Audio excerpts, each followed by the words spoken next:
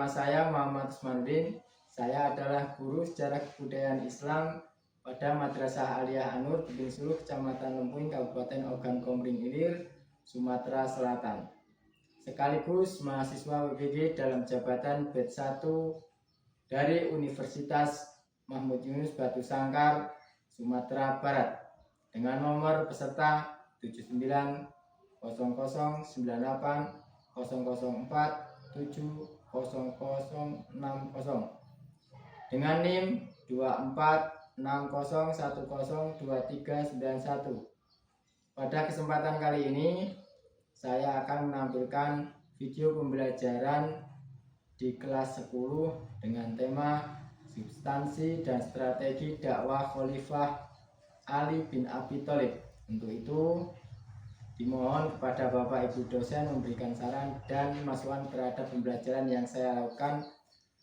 Berikut videonya. Saya akhiri. Wassalamualaikum warahmatullahi wabarakatuh. Assalamualaikum warahmatullahi wabarakatuh. Waalaikumsalam warahmatullahi wabarakatuh.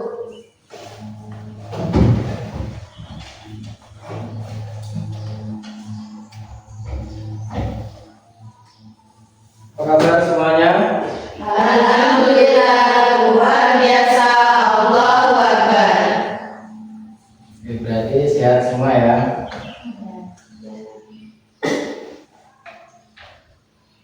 Sekarang kita cek dulu sebelum kita belajar, kita cek kerapian. Coba cek semuanya, cek kerapian.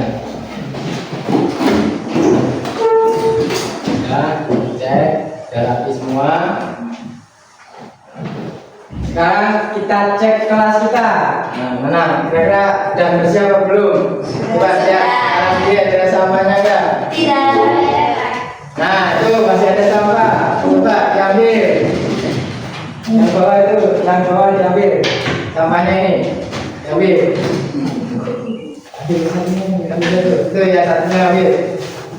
Nah, di bangku tata dulu ya. Bangku tata dulu.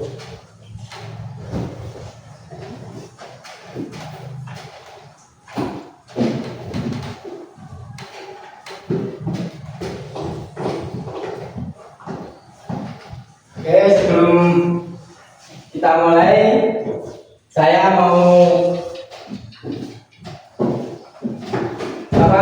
memberikan nasihat. Sebelum kita mulai belajar, alangkah baiknya kita berdoa agar ilmu yang nantinya kita dapat bisa bermanfaat untuk kita. Ya, mari silakan duduk. Setelah itu kita berdoa. Ketua kelas silakan, Najwa nanti silakan. Ini doanya, silakan. Siap berdoa. Bismillahirrahmanirrahim. Alhamdulillahi rabbil alamin. Ar-Rahmanir-Rahim. Maliki yaumiddin. Iyyaka na'budu wa iyyaka nasta'in. Ihdinas shiratal mustaqim. Shiratal ladzina an'amta 'alaihim ghairil maghdubi 'alaihim waladdallin. Amin. Rabbi shrah li sadri wa yassir li amri wahlul 'uqdatam min lisani yafqahu qawli. Rabbana la ilma lana illa ma 'allamtana innaka antal alimul hakim. Rabbi yassir li ya man tayassarna ya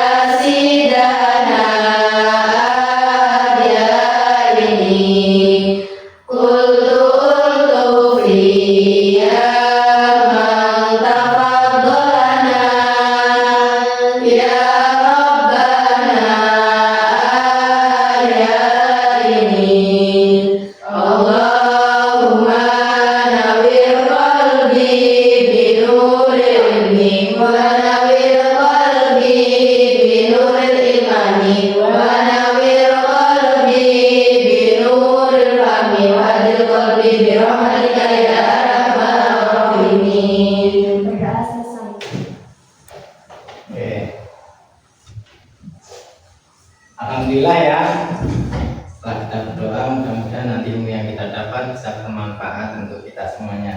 Amin. Nah, selanjutnya saya mau absen dulu ya. Anissa, Sengga, Devita, Vidya, Najwa, Cindy,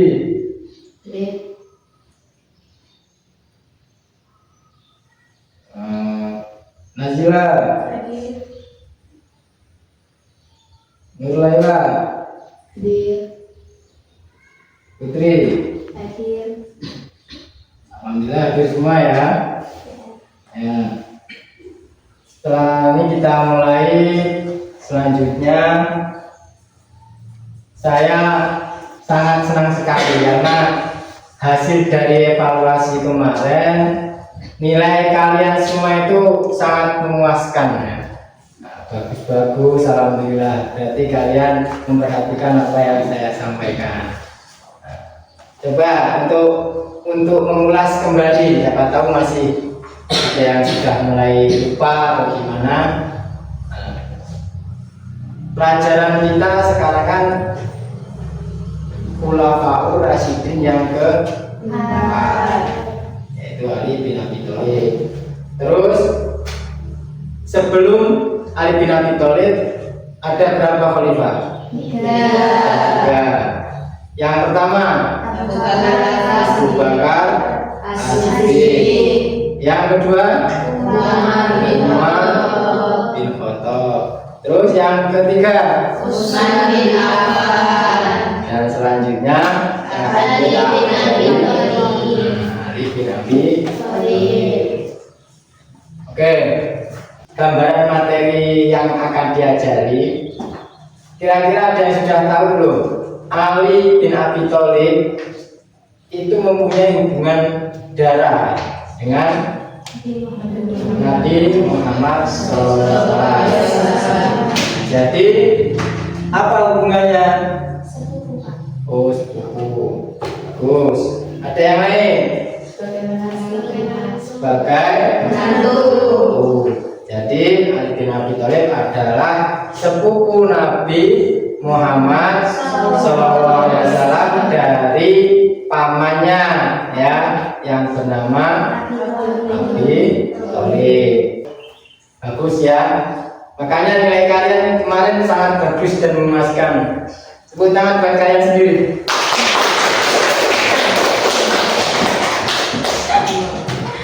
Oke. Setelah ini saya mau menyampaikan tujuan pembelajaran ini. Nah, saya bacakan. Nah, setelah mengikuti pelajaran peserta didik diharapkan dapat pertama mendeskripsikan substansi dakwah dan strategi yang dilakukan Ali bin Abi Thalib dalam menghadapi tantangan umat. Jadi ini nanti tujuan pembelajarannya untuk kalian. Yang kedua, menganalisis perbedaan strategi dakwah antara masa Ali bin Abi Thalib dengan masa Khulafaur Rasyidin. Yang ketiga, menyusun refleksi nilai-nilai dakwah Ali bin Abi Thalib untuk diterapkan dalam kehidupan masyarakat. Nah, itulah tujuan pembelajaran. Nanti kalian bisa memahami seperti apa yang sesuai dengan tujuan pembelajaran kita hari ini. Oke. Selanjutnya kita langsung memulai materi. Materi kita yang sekarang yaitu apa? Apa? Judulnya apa? Judulnya apa? Substansi dan strategi dakwah Khulafaur Rasyidin Ali bin Abi Thalib. Nah, substansi dan strategi dakwah Khulafaur Rasyidin. Keempat yaitu Ali bin Abi Thalib. Jadi di sini Ali bin Abi Thalib adalah sepupu Nabi dan menantu dari Nabi. Jadi hubungan darah antara Nabi dengan Ali itu sangatlah dekat. Di sini selain dari khulafah yang keempat, Ali juga termasuk sebagai apa? Orang yang pertama masuk Islam, atau bisa disebut dengan apa? Ayo, siapa yang tahu?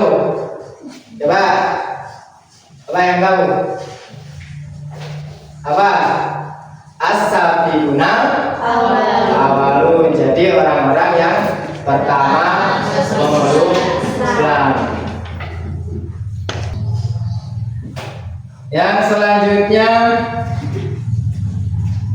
kita langsung menyimak video ini supaya nanti saya akan minta video, kalian cermati, kalian pahami agar kalian lebih jelas ya. Lebih jelasnya nanti disimak. Nah, kira-kira yang menurut kalian penting untuk pembelajaran nanti atau untuk kisi-kisi kalian nanti belajar ya, silakan dicatat ya. Nah, oke, akan saya putarkan videonya.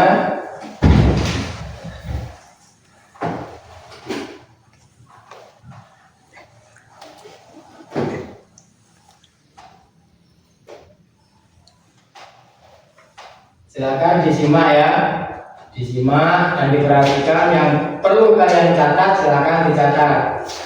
Penuh kebijaksanaan sebagai seorang yang mendalami ilmu dan spiritualitas, Ali mengajarkan bahwa pengetahuan adalah hal yang jauh lebih berharga daripada kekayaan materi. Salah satu ucapannya yang terkenal adalah ilmu lebih baik daripada harta, karena ilmu menjaga engkau, sedangkan harta engkau yang harus menjaganya. Kata-kata ini menggambarkan betapa pentingnya ilmu dalam kehidupan yang tidak hanya akan membimbing seseorang menuju kebenaran, tetapi juga menjaga kualitas dan integritas diri.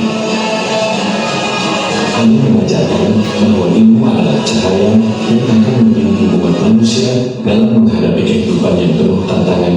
Ilmu tidak akan pernah habis seperti harta yang bisa lenyap dalam sekejap. Dan kebijaksanaan terus menginspirasi banyak orang, terutama mereka yang berjuang untuk kebenaran dan persatuan umat. Semangat hidup Ali bin Abi Thalib tetap menjadi warisan yang tak ternilai. Setiap langkah hidupnya adalah teladan bagi umat Islam, dan meskipun tubuhnya telah tiada, ajaran serta keteladanan yang dia tinggalkan akan terus menginspirasi generasi demi generasi. Ali bukan hanya sekadar seorang pemimpin atau pejuang, melainkan juga simbol perjuangan tanpa henti demi kebaikan dan keadilan. Ali tidak pernah takut untuk berdiri di atas prinsipnya, meskipun harus menghadapi musuh yang lebih kuat atau tekanan politik yang besar. Keberanian ini harus menjadi contoh bagi kita untuk selalu berani berbicara dan bertindak sesuai dengan apa yang benar, meskipun itu tidak populer. Videonya cukup, sudah dicatat, berarti kita lanjut. Nah, ini setelah kita nyimak video, kira-kira menurut kalian apa isi dari video itu? Ada yang tahu? Yang nyimak? Isi dari video itu tentang apa saja? Tentang konflik di masa Ali, ya. Konfliknya itu dari mana? Jadi nggak tadi tentang konflik. Nah, itu konflik juga masuk dalam materi. Ini penyebabnya. Jadi kita langsung aja ya. Nanti kita buat kelompok. Ini ada berapa ini? 1, 2, 3, 4, 5, 6, 9. Jadi kita buat anak 9 anak, kita jadikan 3 kelompok. 3 kelompok apa 2 kelompok aja? 3 kelompok. 3 kelompok ya. Oke. Nih satunya duduk sini. Ini kursinya dihadapkan ke situ aja. Nih, yang satu. Yang satu sini. Kalau kamu sini. Nih Mbak. Sini, itu aja. Di sana. Sampai sana. Nah. Ini hadapnya ke sini. Yang depan hadap ke belakang aja ya. Yang depan hadap ke belakang. Yang depan kursinya dibalik ke belakang. Jadi tugas kalian berkelompok ini mendiskusikan apa penyebab konflik di masa Ali. Dan tadi kan sudah menyimak videonya. Terus apa nilai kepemimpinan yang bisa kita pelajari dari Ali? Jadi kepemimpinan Ali itu gimana? Itu yang perlu didiskusikan oleh kalian. Kasih waktu 10 menit untuk berpikir. Ya, ada masalah apa? Assalamualaikum warahmatullahi wabarakatuh. Waalaikumsalam warahmatullahi wabarakatuh. Dan kami dari kelompok 1, saya sebagai moderator, tapi juga nanti ikut menjelaskan materinya yang kami sampaikan. Ya, materinya silakan. Materinya apa? Tadi bahannya kalian dapat masalah apa? Kami dapat soal Sebutkan 2 strategi utama yang digunakan Ali bin Abi Thalib dalam menyampaikan dakwah. ini kan jawabannya ada 6 ya teman-teman. Tapi karena cuma 2, jadi kami sebutin 2 aja. Tapi kalau misalkan mau tanya, silakan menjawab. Yang pertama, menggunakan pendekatan kemanusiaan, yaitu Ali mengedepankan pendekatan yang manusiawi, lemah lembut dan penuh pengertian dalam menghadapi lawan politik maupun rakyat biasa. Yang kedua, dakwah bilisan dengan perkataan. Ali aktif berkhutbah, memberikan nasihat dan berdialog langsung dengan umat untuk menyampaikan ajaran Islam. Cukup. Sekian dari kelompok kami. Assalamualaikum warahmatullahi wabarakatuh. Assalamualaikum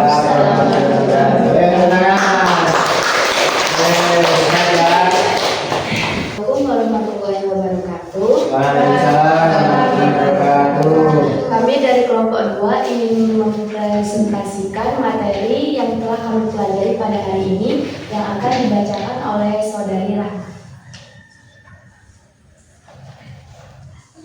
Soal 1. Jelaskan 3 substansi utama dalam dakwah yang dilakukan oleh Ali bin Abi Thalib selama masa kepemimpinannya sebagai khalifah.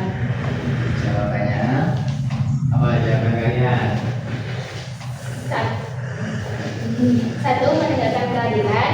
2. Persatuan umat. 3. Mengutamakan kebenaran dan kejujuran. Sama kan? Mengutamakan kebenaran dan kejujuran. Maksudnya gimana itu? Coba jelaskan. Coba saya nggak jelaskan. Yang pertama coba. Menegakkan keadilan. Ali sangat menekankan pentingnya keadilan sosial dan hukum yang adil tanpa memandang kedudukan atau hubungan keluarga. Yang kedua, persatuan umat. Ia berusaha keras menjaga kesatuan umat Islam di tengah berbagai konflik dan perpecahan serta terbunuhnya Utsman bin Affan. Yang ketiga, mengutamakan kebenaran dan kejujuran. Ali mengajarkan pentingnya kejujuran, amanah, dan kebenaran dengan dalam segala situasi. Bahkan jika harus menghadapi fitnah dan konflik besar. Tuh. Coba ada substansi lain nggak selain itu?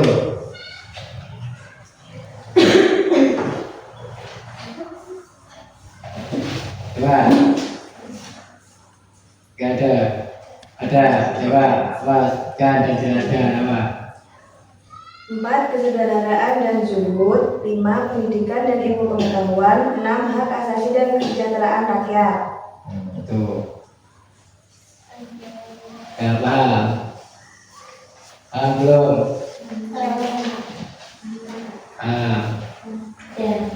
Ya, ada yang tanya kan? Ada. Hapus, silakan. Tuh. Baiklah, sekian dari kami akhiri. Wassalamualaikum warahmatullahi wabarakatuh. Waalaikumsalam warahmatullahi wabarakatuh. Untuk kelompok yang kedua, namanya apa?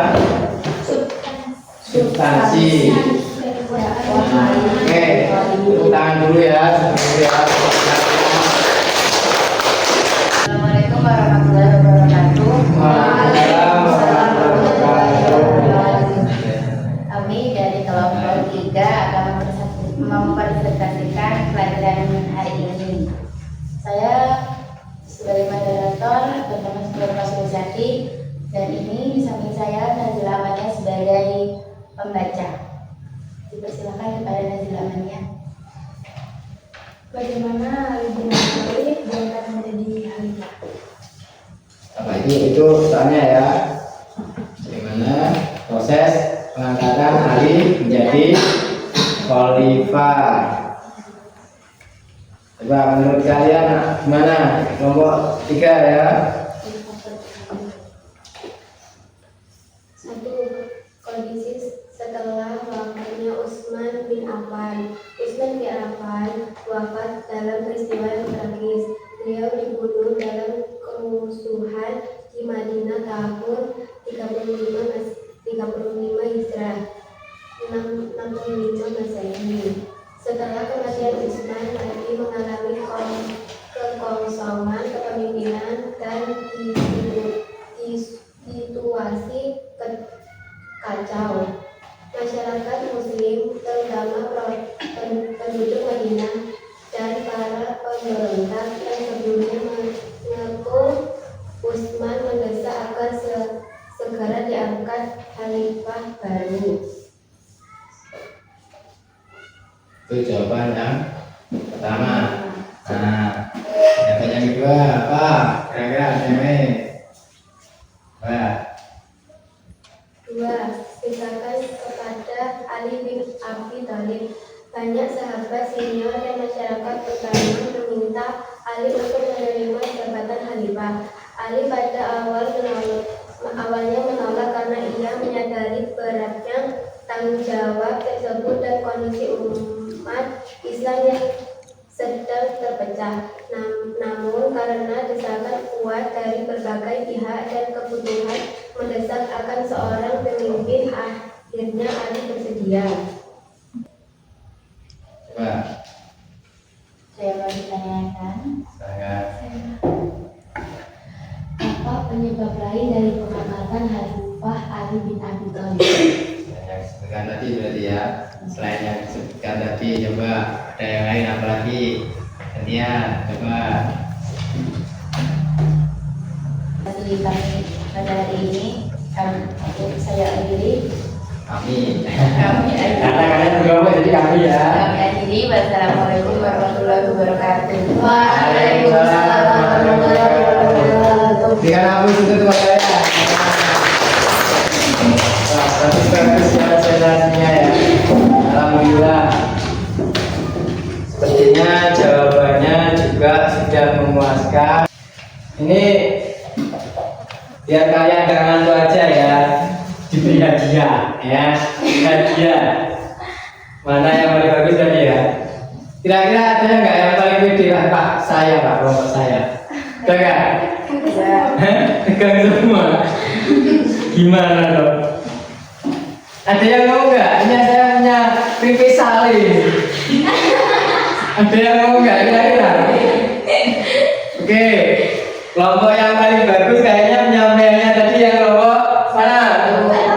Kelompok 1, 2, 3. Ayo yang mana? 2. Biar kalian gak ngantuk, coba yang mana? Dan nanti kita bisa lanjut tes lagi. Atau nanti bisa. Nah ini sementara saya kasihkan yang paling bagus, nanti masalah makanya mau bareng-bareng ya terserah kalian ya. Nanti tapi waktu istirahat. Nah, ini tadi yang terbaik nih kelompok 3. 2.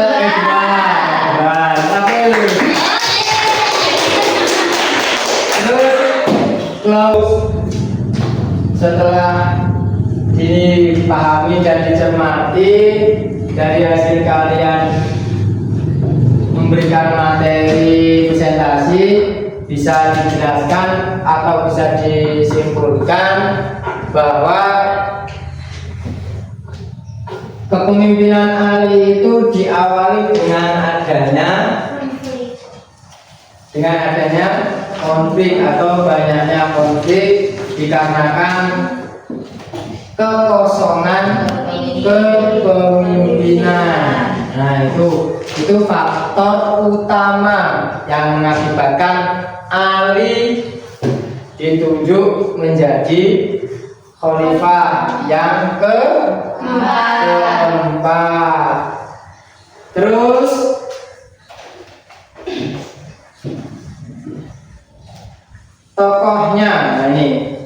sebagai tokoh utama dalam materi ini, sebenarnya beliau itu tidak mau ya, tidak mau.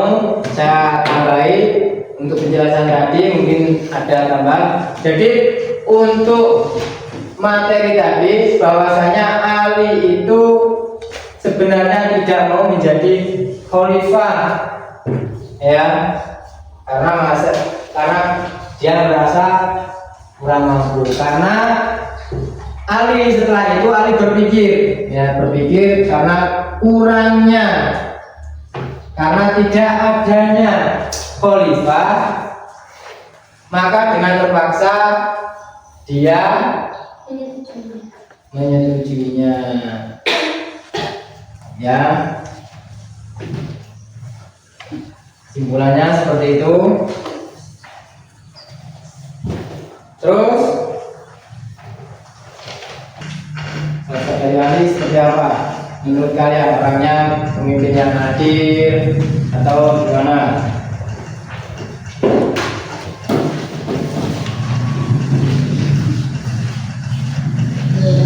Apa nilai yang paling menginspirasi dari Ali? Nilai-nilai apa yang paling menginspirasi menurut kalian? Coba apa? Ali orangnya itu penyayang, tegas, terus selalu mengutamakan persatuan dalam tindakan sendiri. Berarti meskipun berbeda kita mengutamakan persatuan. Terus ada yang lain? Menjadi salah satu tokoh Islam yang sangat dihormati oleh kaum muslimin dan Syiah. Tokoh yang sangat dihormati.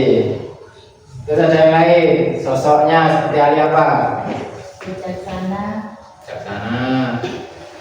Terus apalagi? sangat cerdas dan fasih berbicara. Sangat cerdas dan fasih berbicara. Ada yang masih satu ketinggalan apa? Coba.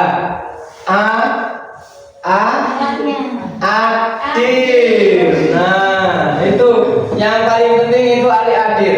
Kalau orangnya itu emang Ali itu orangnya cerdas. Bahkan dalam Islam itu terkenal Ali sebagai pintunya ilmu. Itu saking hebatnya beliau menjadi pintunya ilmu. Nah, gerbangnya ilmu. Jadi berarti kalau gerbang itu semua ilmu bisa masuk, berarti menguasai segalanya. Nah, itu. Jadi setelah itu bagaimana? Ya, coba bagaimana kita menerapkannya? Ya, menerapkan sikap-sikap Ali itu ke dalam kehidupan kita. Coba kehidupan kita sehari-hari, namanya ya gimana contohnya? Itu Pak, selalu Apa? berani dalam menghadapi masalah, adil dalam sebagai pemimpin, penyayang dengan keluarga dan orang.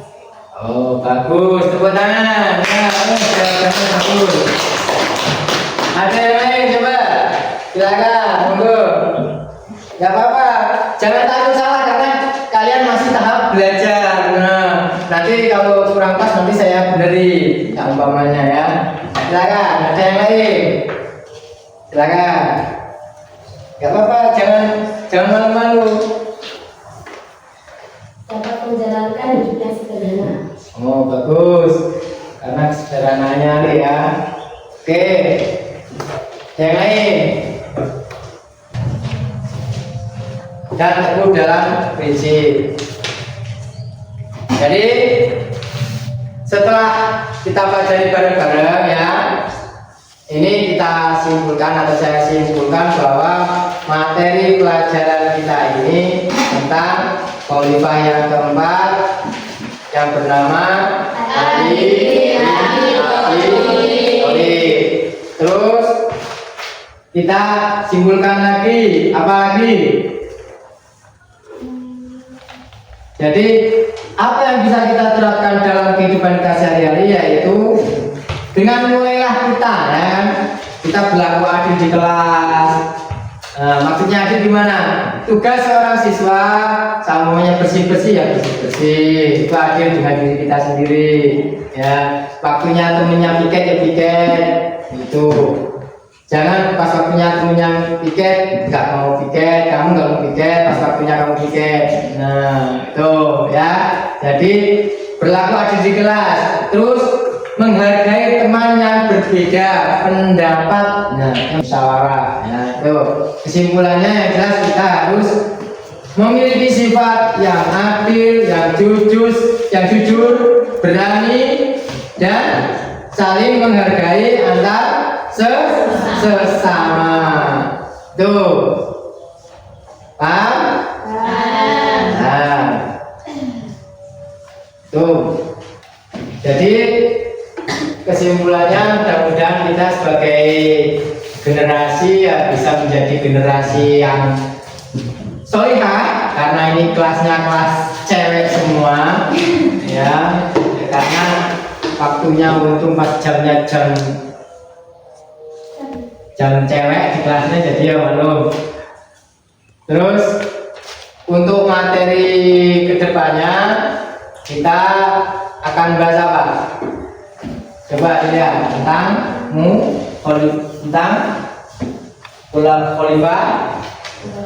Khalifah Umayyah, tentang Bani Umayyah.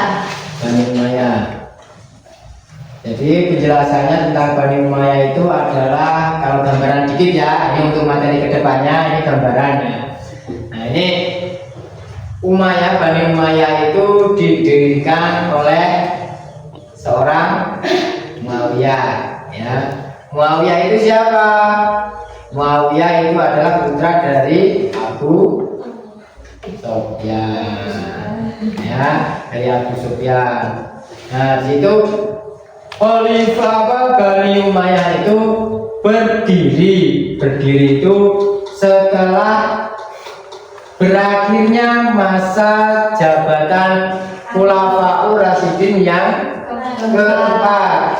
Siapa tadi? Ali bin Abi Thalib. Nah, setelah itu maka muncullah Bani Umayyah yang dipimpin pertama kali oleh siapa? Muawiyah. Ya, jadi jangan salah loh ya. Baninya Bani Umayyah.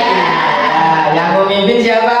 Muawiyah bin Abi Sufyan. Ya, kayaknya kalian penangkapannya sangat cerdas lah, lumayan lah, sangat cerdas. Saya paling senang dengan kalian kalau begini. Oke, tepuk tangan buat kalian sendiri. Kita sudah selesai dan sudah siap untuk sholat zuhur. Nah, mungkin sekian dari saya. Tapi sebelumnya berdoa dulu. Silakan berdoa dulu. Bersama-sama kita ucapkan bacaan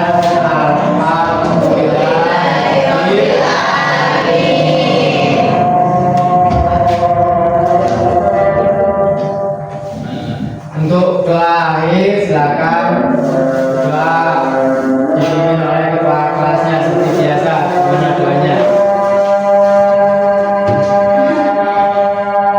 Atau Mari kita berdoa supaya ilmu mendapat